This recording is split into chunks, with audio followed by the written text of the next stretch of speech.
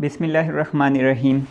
Dear friends, आज की ये वीडियो आप सबके लिए बहुत ही इम्पॉर्टेंट है क्योंकि आज मैं आपसे लेक्चरर फ़िज़िक्स का टेस्ट पेपर डिस्कस करने वाला हूँ जो भी recently Punjab public service commission का हुआ है। लेक्चरर फ़िज़िक्स का 2020 का पेपर।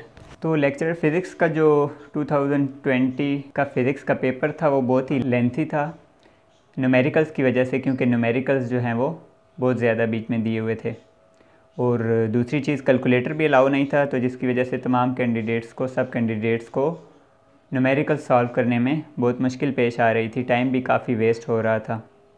बाकी पेपर ओवरऑल देखा जाए तो ना तो बहुत ज़्यादा आसान था ना ही बहुत ज़्यादा मुश्किल था, बल्कि एक इंटरमीडिएट लेवल का पेपर था। बगैर वक्त ज़ाया किए हम टेस्ट में आने वाले क्वेश्चंस का सोल्यूशन डिस्कस कर लेते हैं वन बाय वन। तो सबसे पहला जो क्वेश्चन था टेस्ट का वो क्या था?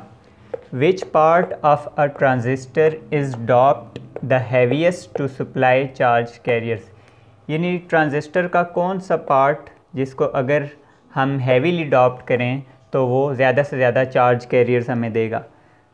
तो सबसे पहले तो आपको ट्रांजिस्टर का ये मैंने सर्किट सिंबल ड्रा किया हुआ है। ट्रांजिस्टर जो होता है उसके बेसिकली 3 टर्मिनल्स होते हैं, एमीटर, बेस एंड कलेक्टर। तो अगर हम एमीटर को हैवीली डॉप्ट करेंगे तो हम कलेक्टर पर ज़्यादा से ज़्यादा चार्ज कैरियर्स को गेन कर सकते हैं। तो यानी इस क्वेश्चन का जो करेक्ट आंसर था वो क्या था? एमीटर। सेकंड क्वेश्चन था हमारा, in an AC circuit power is, यानी एक अल्टरनेटिंग करंट सर्किट जो होता है उसमें पावर किसके इक्वल होता है? तो एसी सर्किट ऐसा सर्किट होता है जिसमें हम एसी सोर्स यूज़ करते हैं।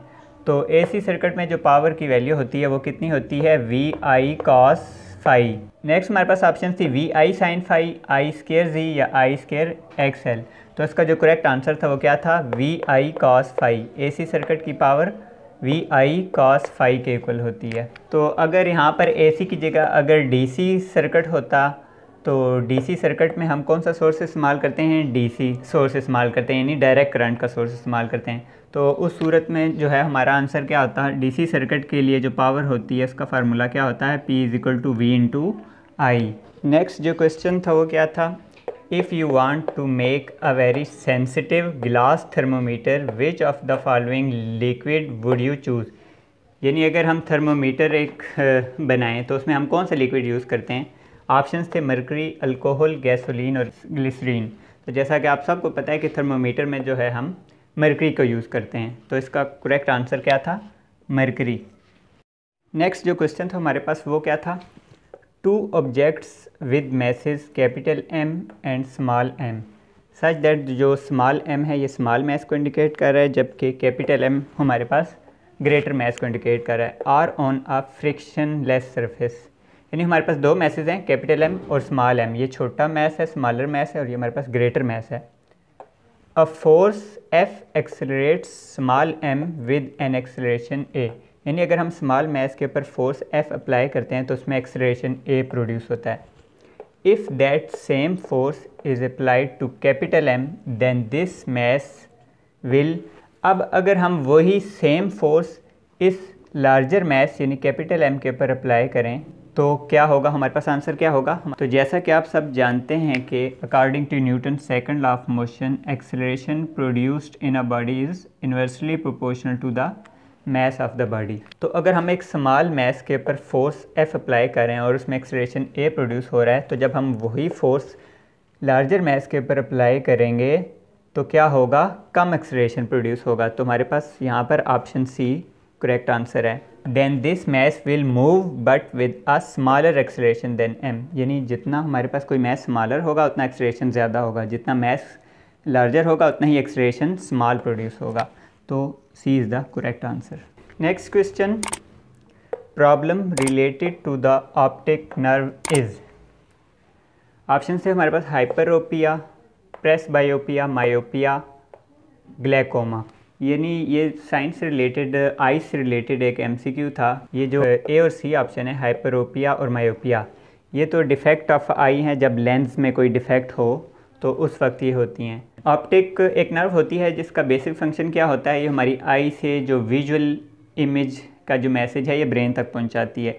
तो अगर ऑप्टिक नर्व के अंदर प्रॉब्लम होगी तो इस डिज़ीज़ को ग्लाइकोमा कहते हैं। तो इसका जो करेक्ट आंसर ऑप्शन डी है।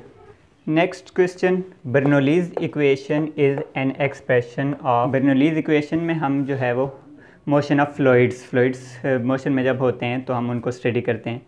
तो Bernoulli's equation is basically law of conservation of energy को ओबे करता है। तो इसका जो करेक्ट आंसर था वो क्या था, कंजर्वेशन ऑफ एनर्जी। जबकि अगर इसकी जगह आपके पास इक्वेशन ऑफ कॉन्टीन्यूटी होती, यानी equation of continuity is an expression of, तो उसका करेक्ट आंसर क्या होता, क्योंकि वो law of conservation of mass को ओबे करती है तो उसके लिए ऑप्शन होता बी, कंजर्वेशन ऑफ मैस।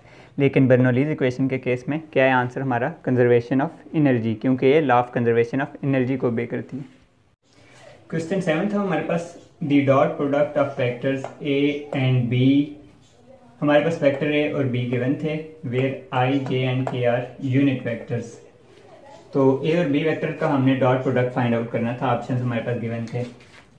तो ए वेक्टर और बी वेक्टर का डॉट प्रोडक्ट हम कैसे फाइंड आउट करते हैं, A dot B is equal to, यहाँ ए की जगह हम वेक्टर ए लिखेंगे। वेक्टर ए हमारे पास गिवन है 5i माइनस 4j। जबकि यहाँ पर हमारे पास k की वैल्यू नहीं है, तो जब k की वैल्यू गिवन ना हो तो उसे हम 0 के इक्वल ले सकते हैं। डॉट बी वेक्टर भी हमारे पास गिवन है i j प्लस के, i प्लस j प्लस के। अब हम डॉट प्रोडक्ट फाइंड आउट करने के लिए जस्ट सिंपल मल्टीप्लिकेशन करेंगे। हम i को i से मल्टीप्लाई करेंगे, j को j वाली वैल्यू से और k को k वाली वैल्यू से मल्टीप्लाई करेंगे। तो सबसे पहले हम i को i से मल्टीप्लाई करेंगे। यहाँ i की वैल्यू क्या है 5 और यहाँ i की वैल्यू क्या है 1।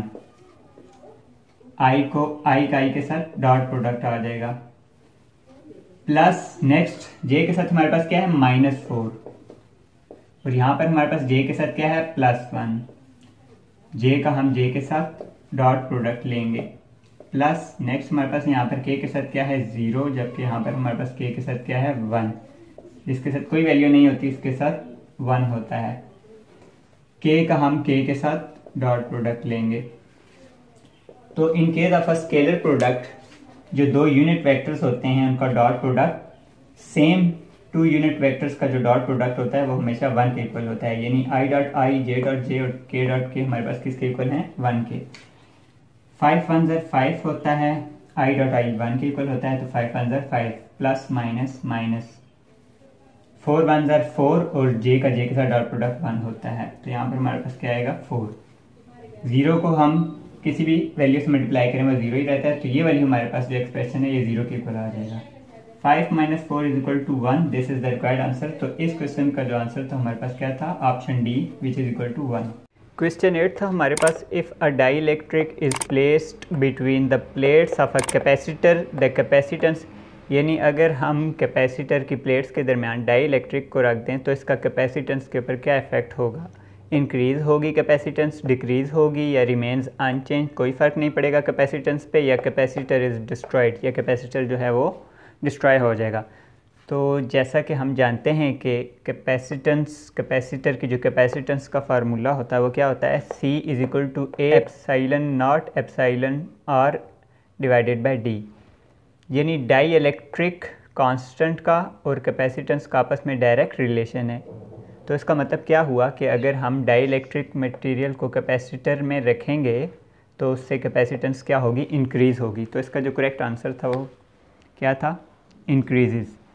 यानी if a dielectric is placed between the plates of a capacitor then capacitance will increase by factor epsilon R. Question 9, the dash will cause least damage to a person expose to radioactive rays alpha beta gamma rays. यानी इनमें से कौन सी radiations हैं जो कम से कम damage काज करती हैं। Option A था हमारे पास बीटा रेज, सेकंड ऑप्शन था गैमा रेज, अल्फा रेज या ऑल आर डैमेजिंग।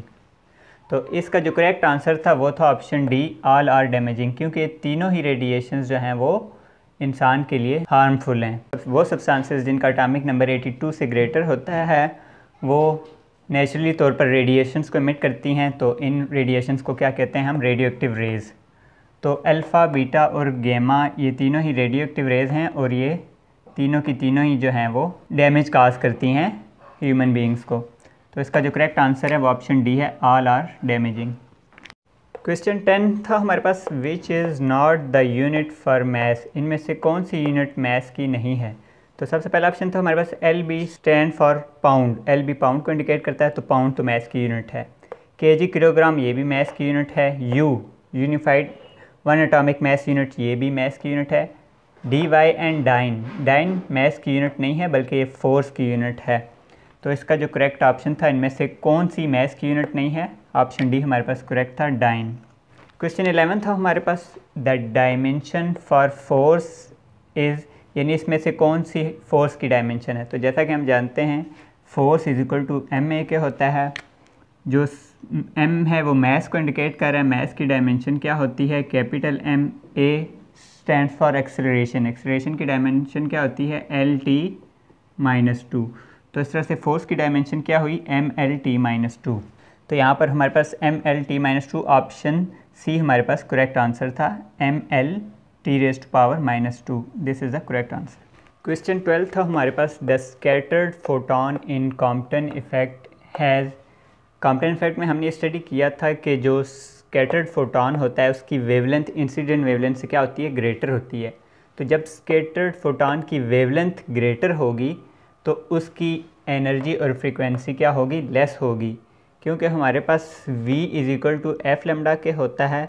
तो f हमारे पास क्या होगा, f is equal to V over lambda, यानी फ्रीक्वेंसी और वेवलेंथ के दरमियान इन्वर्स रिलेशन है।